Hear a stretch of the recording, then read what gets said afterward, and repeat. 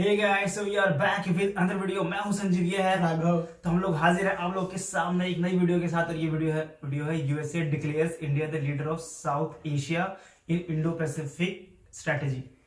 भाई ये है बात की देखो, यूएस ने डिक्लेयर किया है कि जो इंडो पैसिफिक रीजन है, पूरा हिंद महासागर का जो क्षेत्र है, उसमें इंडिया को एकदम की पार्टनर बोला है यूएस ने अपने लीगल डॉक्यूमेंट्स में, ऑफिशियल डॉक्यूमेंट्स में। ठीक है, अभी आई है वीडियो, आई है कल। आपको हम जब भी अपलोड करेंगे, पर वीडियो आई है कल, उस हिसाब से आप लगा लेना। ठीक है, तो ये है कहानी। वीडियो देखेंगे, बाकी पूरी बात पता चलेगी, फिर देंगे अपना कमेंट लास्ट में। लेकिन वीडियो को शुरू करने से पहले इस वीडियो को लाइक करें, शेयर करें और चैनल को सब्सक्राइब करना बिल्कुल ना भूलें। बिल्कुल। और हम अवेलेबल है इंस्टाग्राम और फेसबुक पे भी, आप चाहें तो हमें वहां जाके फॉलो कर सकते हैं। वीडियो के नीचे डिस्क्रिप्शन में मिलेगा आपको उसका लिंक, वहां पर करें टैप और आप पहुंच जाएंगे वहां पर, और फिर आप हमें कर सकते हैं फॉलो। ठीक है, आइए वीडियो चेक करते हैं, फिर देंगे अपने कमेंट्स। Let's go.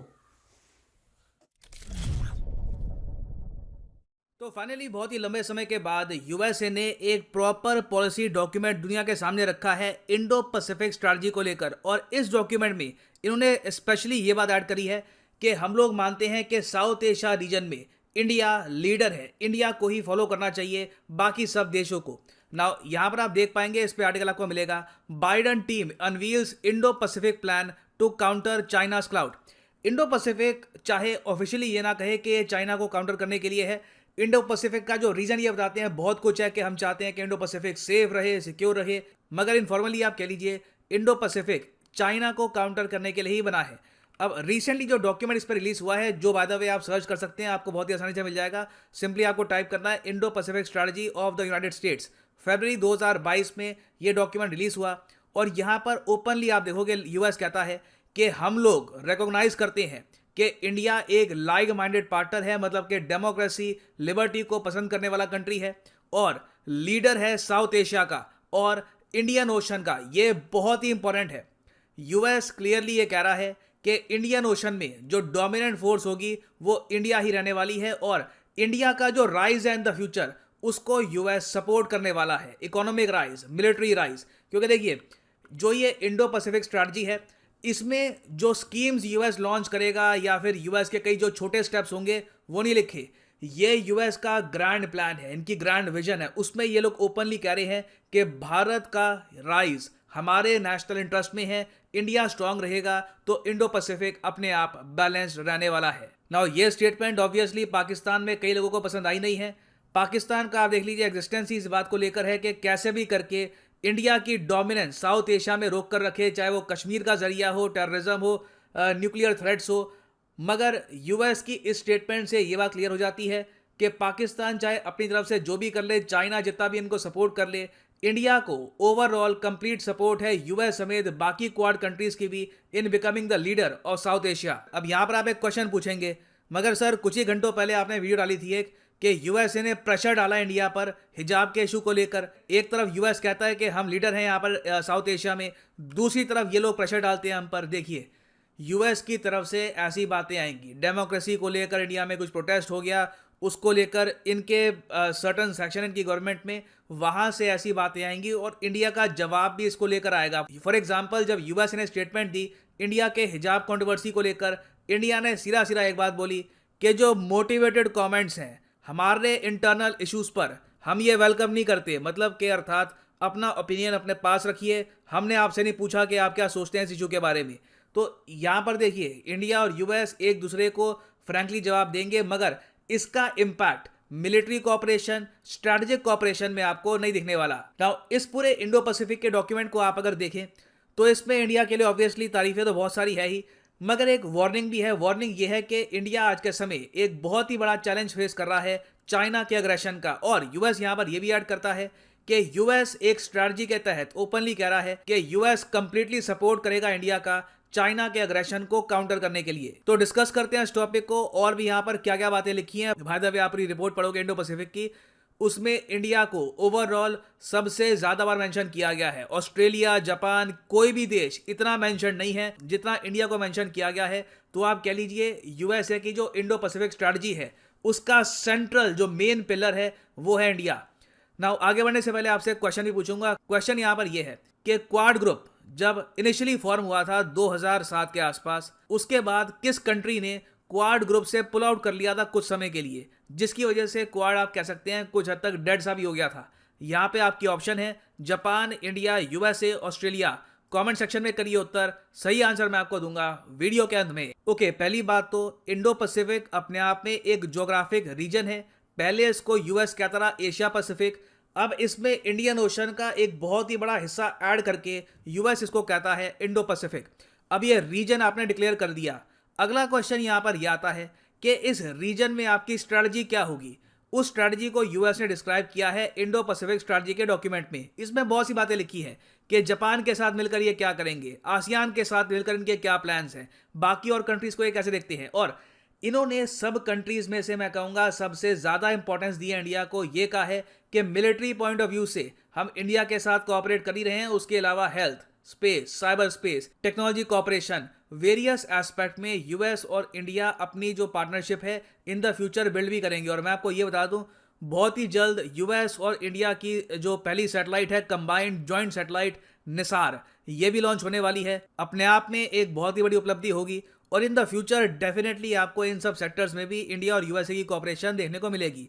इसके आगे यूएस ने एक बहुत ही इंपॉर्टेंट बात ये लिखी है कि रिसेंटली इंडिया ने जो चैलेंजेस फेस किए हैं चाइना के, अब देखिए हमें ये बात एक्सेप्ट करनी होगी कि 2000 मैं कहूंगा 5 से लेकर 2017 के आसपास तक इंडिया में हम लोग अनसर्टन थे चाइना के राइज को लेकर। हमें कुछ हद तक ये भी कंसर्न थी कि चाइना कितना ग्रो कर चुका है, कितना एडवांस कर चुका है, अगर कल कोई इंडिया के अगेंस्ट हो गए तो क्या हम यहाँ पे चाइना को रोक पाएंगे। तो कुछ यहाँ पर डाउट्स थे, मगर आप सब लोग ये बात देख चुके हैं कि डोकलाम से लेकर गलवान वैली से लेकर 2022 आ गया।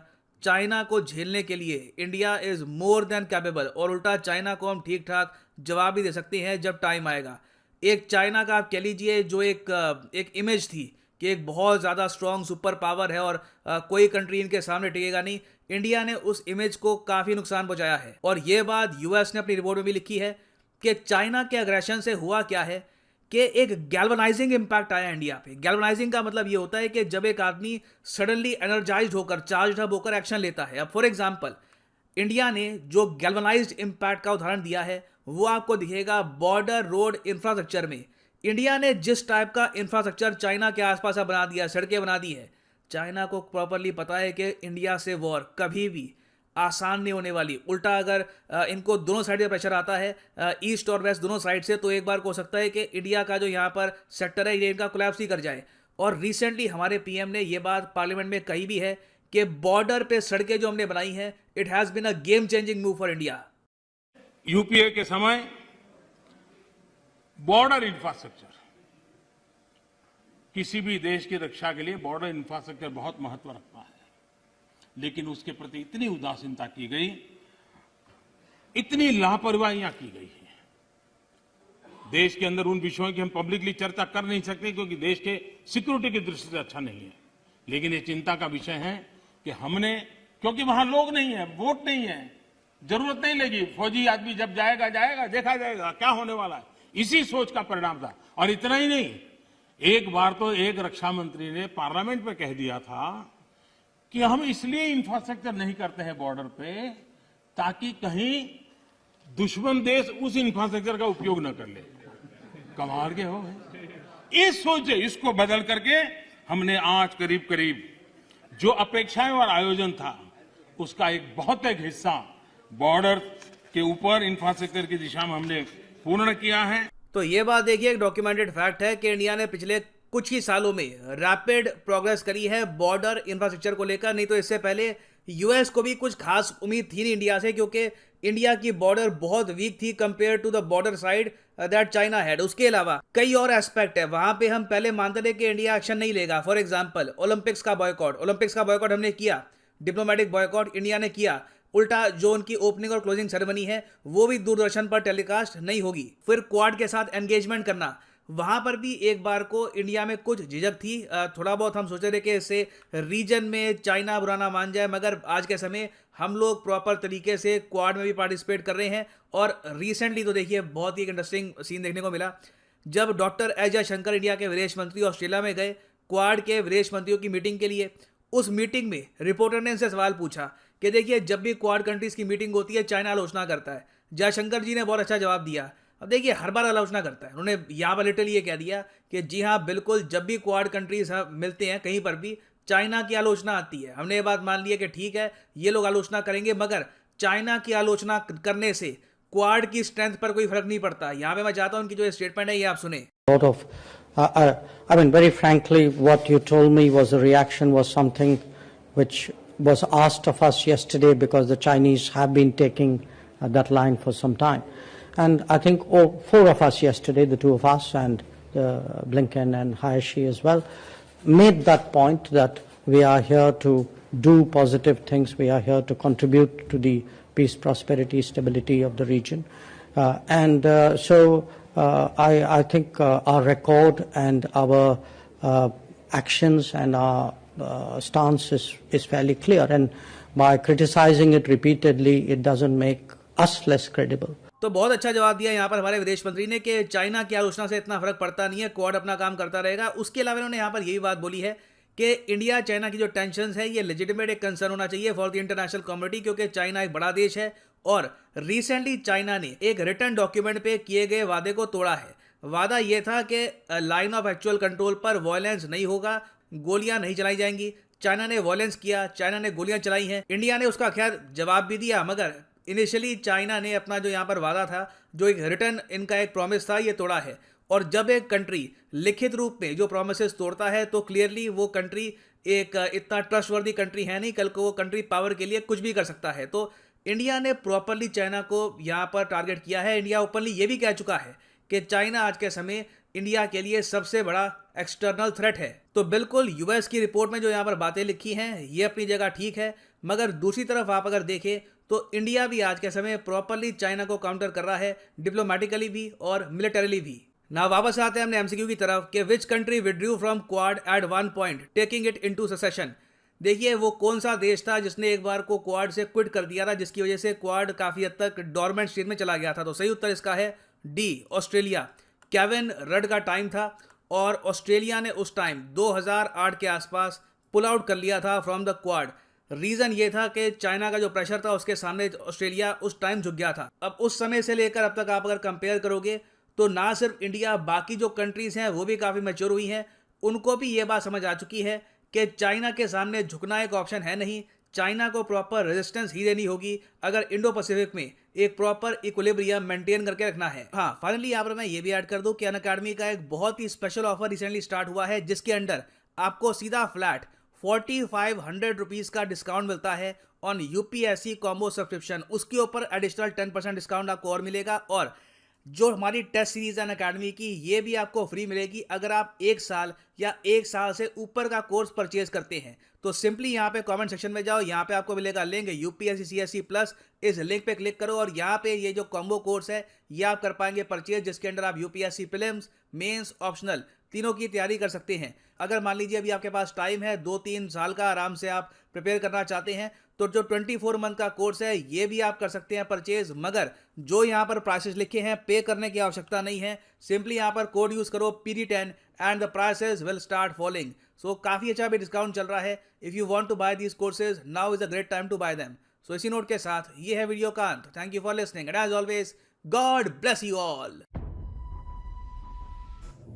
तो इसी के साथ वीडियो का होता है एंड। और मैं ये क्या देख रहा हूँ, कल को यूएस से तो कह रहा था कि हिजाब वाला इशू पे मतलब इंडिया की मैं एक तरीके से आलोचना कर रहा था, क्योंकि भाई यूएसए जो है ना एक डेमोक्रेसी है और वो ऐसे ही करते हैं, उनको जो चीज़ सही लगती है वो बोल देते हैं। और ऐसा ही इंडिया का भी हाल है। इंडिया मतलब एकदम झुकता नहीं है कहीं भी, क्योंकि इंडिया ने अभी देखो आपने यूएन में जो वोटिंग हुई थी हमने रूस के पक्ष में वोट किया एक तरह से, और एब्सटेंड कर दिया ना इनके ना उनके। तो एक तरह से हमने रूस का पक्ष दिखाया था। तो इंडिया भी करता रहता है, ये चलता रहेगा। पर जहां तक बात रही मिलिट्री की कोऑपरेशंस की, तो ये मजबूरी भी है चाइना के लिए करना अमेरिका को भारत के साथ, क्योंकि इकलौता देश है एशिया में जो उनको टक्कर दे सकता है हर लिहाज से। क्योंकि जो मतलब जो इंडो पैसिफिक का जो रीजन है इसमें इंडिया की मतलब डोमिनेशन है बिल्कुल। और हमारी जो कोस्ट लाइन है वो है 7516.6 किलोमीटर की।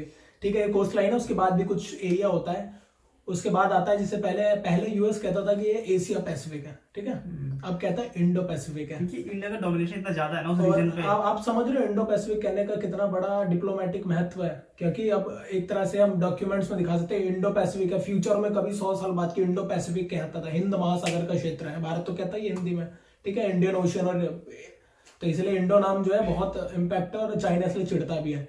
और यूएसए और चाइना की इतनी बनती भी नहीं है, तो मुझे लगता है कि उनको पता है कि इंडिया जो ऐसी कंट्री है मतलब जो एशिया में चाइना को टक्कर दे सकती है, इस रीजन में तो पक्का ही और domination ही होगा। बिल्कुल, और Dominate इन्हें करेंगे। उनका देखो भाई, सब देश होते हैं मतलब ही, ठीक है, बात है यहाँ पे कोई हमसे कोई मित्रता नहीं है यूएस की, इस चक्कर में मत रहे कोई, हम उन्हें कुछ ऑफर कर रहे हैं तो वो हमारा सपोर्ट कर रहे हैं, काउंटर कर रहे हैं एक्चुअली में हम चाइना का, क्योंकि अगर हमने काउंटर नहीं किया तो रशिया तो भाई है नहीं, बिल्कुल भी अमेरिका के पक्ष में नहीं है, ठीक है, चाइना भी नहीं है। एशिया में तीसरा सबसे बड़ा देश कौन है? भारत है, लैंड एरिया में और आबादी के लिहाज से तो हम लगभग चाइना के बराबर है, या हो सकता है फ्यूचर में आगे ही निकल जाए, ठीक है, तो इसलिए उनको जरूरत भी है हमारी, क्योंकि वो हमारे जो नेवल बेसिस का उनका इस्तेमाल कर सकते हैं। बहुत सारे एग्रीमेंट हुए हैं, कॉम कासा है जैसे, और भी बहुत सारे हैं, तो हम लोग एक दूसरे को लॉजिस्टिक अपने सपोर्ट दे सकते हैं इमरजेंसी में। क्वाड फॉर्म होता है, क्वाड का मतलब होता है कि 4, क्वाड का मतलब ही 4 होता है, इसमें 4 देश हैं, जापान, अमेरिका यानी कि USA, United states of America, Japan, Australia और इंडिया, ये चारों ने मिलकर एक संगठन बनाया था क्वाड। वो उसका मेन काम ये कि वो चाइना को नजर रखे, चाइना कहीं इधर उधर जाता है तो सीधा कैसे करा जाए, क्योंकि चाइनीज कांट बी ट्रस्टेड। बिल्कुल, और ये हमने 62 में देखा ही है, हर बार देखा है यार, 62 के उससे पहले भी देखा है कि कैसे ये भारत ने इनकी इकोनॉमी जो राइज की, भारत ने तब इतना ध्यान नहीं दिया, पर कहीं ना कहीं हमें पता था कि यार ये थ्रेट हो सकता है, और देखो आज वो हो भी रहा है, ठीक है।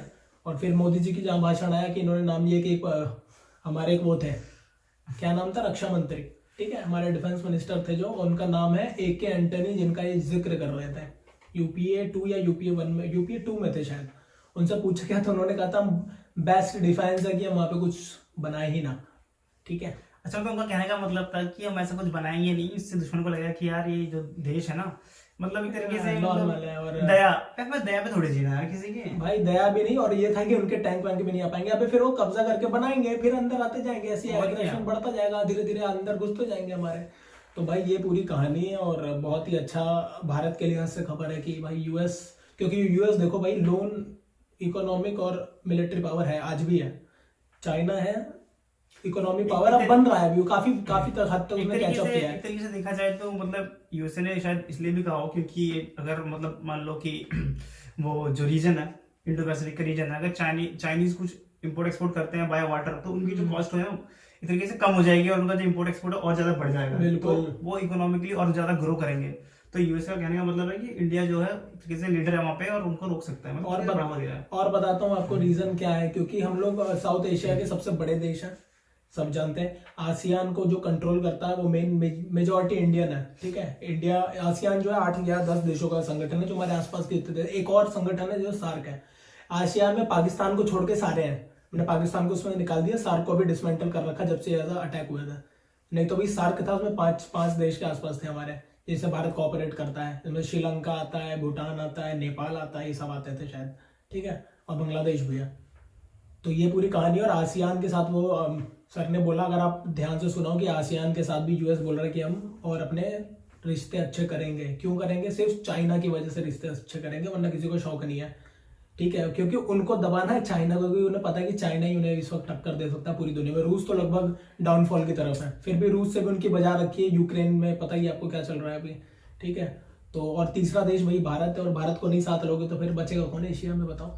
मतलब अब इससे अंदाजा लगा लो कि इंडिया जो है वो कहाँ पर है इस टाइम, बहुत आगे निकल चुका मैं है। ये सब इसलिए बोल रहा हूँ ना, हर कंट्री जो है ना इंडिया को अपने पास रखना चाहती है, हाँ, क्योंकि मैं- उनको पता है कि इंडिया है क्या। मैं इसलिए बोल रहा हूँ कि इसका ये मत समझे कि यूएस ने दया किया, नहीं। यूएस के हम पार्टनर हैं, कंधे से कंधा मिला के चल रहे हैं, भीख नहीं मांगा है या फिर कोई, समझ रहे हो, जरूरत है, हम जरूरतमंद, उनको हमारी जरूरत है एक्चुअली में, इसलिए वो हमें इतना सपोर्ट भी कर रहे हैं, वरना कोई देश नहीं चाहता देखो support क्या है किसी कि का नहीं। इंडिया की जो पॉपुलेशन है ऑब्वियसली बात है बहुत ज्यादा बड़ी है, तो बिल्कुल। डिमांड ज्यादा होगी तो सप्लाई हमें लेनी पड़ेगी। बिल्कुल। तो सप्लाई लेनी पड़ेगी, किसी भी देश से अगर हम सप्लाई लेते हैं तो ऑब्वियसली बात है वो देश ग्रो करेगा। बिल्कुल, क्योंकि हम Economically। भैया इकोनॉमिकली भी ग्रो करा सकते हैं, मार्केट भी बड़ा है हमारे पास, मैन पावर भी जो चाइना को काउंटर कर सकती है हर लिहाज से, और ब्रेन भी है इंडिया में, सभी जानते हैं। यूएस में ऑलमोस्ट इंडियंस ही हैं जो बड़े बड़े पोजीशन पे हैं, हम सब जानते हैं। सीईओ वगैरह। तो इन लोगों का भी काफी इम्पैक्ट आया हमारे डिप्लोमेटिक रिलेशनशिप में, क्योंकि हर पोजीशन पे इंडियन वहाँ पे भी पहुंच चुके हैं। तो भाई देखो, इंडियन का रोल नहीं काट सकते। कुछ 71 तक 90s तक भी अमेरिका जो है पाकिस्तान के पक्ष में काफी झुका था, काफी झुका रहता था। फिर धीरे धीरे उन्होंने शिफ्ट चेंज किया। उनकी ना पता है, ज्ञान की दीप जल गए उनके दिमाग में कि कोई फायदा नहीं है पाकिस्तान के साथ चलने का, दोगला देश है, तो भाई इंडिया को पकड़ो, क्योंकि इंडिया ही है जो चाइना को, और बाकी उन्होंने गैल्वेनाइज इफेक्ट आया है जब से डोकलाम और ये सब क्राइसिस हुआ है। पूरी दुनिया ने देखा कि भारत ने किस तरीके से उनकी मिलिट्री को काउंटर किया है। बिल्कुल। इसका मतलब ये है कि भाई हम लोग उनको बहुत अच्छा जवाब दे सकते हैं और दे भी रहे हैं, ठीक है। और मोदी की जब से रिजीम आई है, इनकी पूरी बॉर्डर इंफ्रास्ट्रक्चर और मैसिव क्या डेवलपमेंट हुई है, आप जाके देखना, बहुत वीडियोस हैं इस पर। अगर देखो चाइना को अगर नॉर्थ से अटैक करना पड़ा तो वो तो बहुत डिफिकल्ट है, क्योंकि वो बहुत हाइट पे है। और जहाँ रही बात यहाँ पे इंडो पैसिफिक रीजन की, यहाँ पे तो इंडिया एकदम डोमिनेशन पे है। बिल्कुल, हमारी इतनी सारी सबमरीन्स है, और देखो यार पोजीशन एक तरीके से लगभग 14 देशों के साथ इनका विवाद है, चाइना का 14 देशों के साथ बॉर्डर का, कहीं ना कहीं लैंड डिस्प्यूट है, कहीं वाटर रीजन में है, कहीं आइलैंड पे है, ठीक है। तो उसके खिलाफ इंडिया ने काउंटर किया, और उन्होंने हमारे खिलाफ एक स्ट्रेटेजी बनाई है, स्ट्रिंग ऑफ पर्ल्स, ठीक है। ये तो सबको पता होगा, मुझे लगता है जो पढ़ता होगा या जानता होगा। भारत ने उसके खिलाफ, उन्होंने स्ट्रिंग ऑफ पर्ल्स बनाया हमको काउंटर करने के लिए। भारत ने उसके भी बाहर एक और घेरा बनाया जिसको हम कहते हैं नेकलेस, वो भारत ने बनाया है। तो बता दूं, आपको नहीं पता उसके बारे में पढ़ना, बहुत इंटरेस्टिंग टॉपिक है। और भारत ने उनको कैसे काउंटर किया, हर जहां जहां पे वो पोर्ट बना रहे हैं हमारे आसपास या फिर अपनी मिलिट्री स्टैब्लिश कर रहे हैं, वहां पे भारत ने काउंटर अटैक के लिए करा है।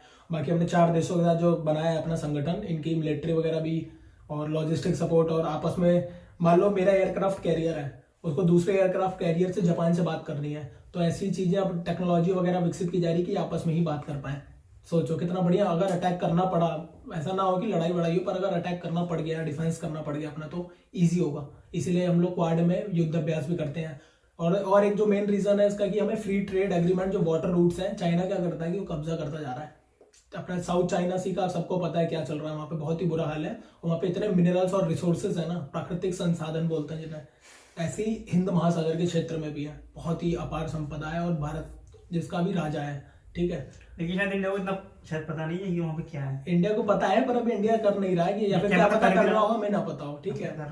तो हर देश चाहता है भैया अपनी जो वाटर नेवी इसीलिए कह रहे हैं कि फ्यूचर जो है ना नेवी का, हमने एयरफोर्स का देखा है, आर्मी का देखा है, नो डाउट इनका बहुत यूज है, पर अगला जो पावर है वो जो जिसकी नेवी सबसे ज्यादा स्ट्रांग होगी ना, वो दुनिया पर राज करेगा। क्योंकि क्या है कि आने वाले टाइम, क्योंकि सबको पता है कि जो 73% वाटर है भाई, और वाटर पे मतलब डोमिनेशन लेना बहुत ज्यादा जरूरी है, क्योंकि आने वाले टाइम में हो सकता है लैंड और भी डिप्लीट हो, वाटर बढ़ता जाए। इंडिया इसीलिए भी भाई सबमरीन्स लगातार खुद भी हम डेवलप कर रहे हैं, ले भी रहे हैं, और चाइना पे लगभग 80, इंडिया पे भी 15 या 20 के आसपास पहुंची है। तो हम लगातार उसमें भी काम कर रहे हैं ताकि सबमरीन्स बढ़ाई जाए।